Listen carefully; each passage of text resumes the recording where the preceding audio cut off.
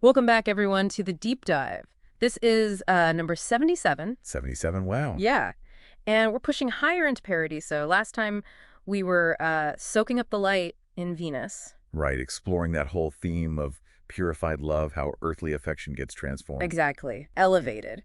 Okay, so for this deep dive, we're looking at the 10th canto of Paradiso. And our goal, well, it's pretty straightforward, really. We want to find something genuinely useful in this part of the text, a lesson we can actually pull out and think about for our own lives, our own journeys. Okay, sounds good.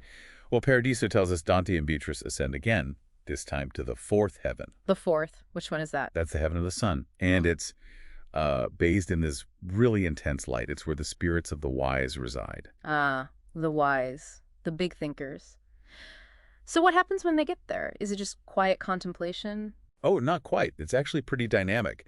Dante sees 12 spirits, super bright, circling around him and Beatrice. Circling. Yeah, and not just floating. They're described as like dancing together and singing these melodies. One steps forward, identifies himself as Thomas Aquinas. The Thomas Aquinas. Okay, big name. Huge name. And Aquinas then introduces the others in this luminous group. You've got figures like Albert the Great, Gratian, Peter Lombard, Solomon is there. Solomon, King Solomon. Yes. And Dionysius the Areopagite. It's a real mix of theologians, philosophers, Yeah. a constellation of brilliant minds. That's quite the gathering. Different eras, different fields, theologians, philosophers. What's interesting is that diversity, isn't it, altogether? It is. But maybe even more striking, and Paradiso makes a point of this, is the last person Aquinas names in that first circle. Oh, who's that? Siger of Brabant. Siger.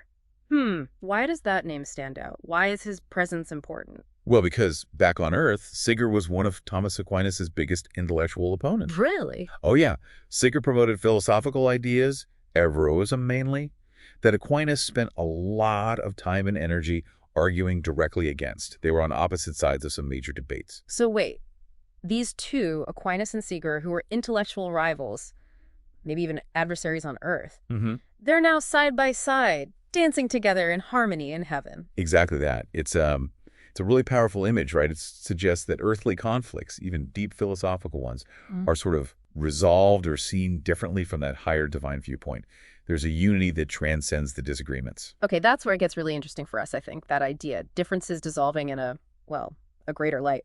What else happens in this canto? Does the imagery keep developing? It does. The light theme gets even stronger. These souls aren't just bright. They're called luminous sun. So that metaphor intensifies. Light becomes more spiritual. And there's that brief mention of Solomon, too. Aquinas praises him, says he had no second in wisdom. It kind of hints at a later discussion about what wisdom really means, its limits. Right, okay. So we've got this dazzling scene, intellectual opponents reconciled, intensifying light, a nod to Solomon's wisdom. Let's bring it back to our mission. What are the core lessons we can take away from Canto 10, according to Paradiso? Stuff we can apply. Well, I think there are a few powerful ones. First, just look at that circle. Different thinkers, different approaches, all united. The truth isn't just one thing, There's a kind of harmony in diversity, different perspectives, different kinds of knowledge. They can all work together when they're aimed towards something higher. So it's about seeing that different viewpoints aren't necessarily wrong. They might just be different parts of a bigger picture, not mutually exclusive. Precisely. And then maybe the most potent lesson, especially for navigating life, comes from Aquinas and Siger dancing together, that reconciliation of opposites. It suggests that our disagreements, even the really fundamental ones, can be overcome or seen in a new light from a broader perspective. There's a place where conflict finds common ground. That feels incredibly relevant. It's less about winning the argument and more about finding that higher place where the conflict itself just loses its power. Right. And a third thing I think is intellectual humility. I mean, these are supposed to be the wisest spirits, right? But they're in a circle. There's no obvious hierarchy mentioned there. Good point. It kind of suggests that even the greatest human knowledge has its limits. Real wisdom involves knowing that and valuing what others bring to the table. Even at the peak, you're part of the group, not just alone at the top. Exactly. And one last thing tied to being in the heaven of the sun, the responsibility of knowledge. Like the sun gives light to the world, knowledge seems presented here as something you're meant to share, to illuminate others with. These wise souls illuminate Dante on his journey. So our understanding should ideally help light the way for people around us. That seems to be the idea, yes. Okay. So, wrapping up this deep dive into Canto 10 and thinking about your own journey, the wisdom here isn't just book smarts. It's embracing diversity, finding harmony even with opposing views, staying humble about what you know. And feeling that responsibility to share, to illuminate. Yeah. It's about approaching differences not as battles, but maybe with the potential for reconciliation. Seeing your own understanding as, I don't know, one light among many.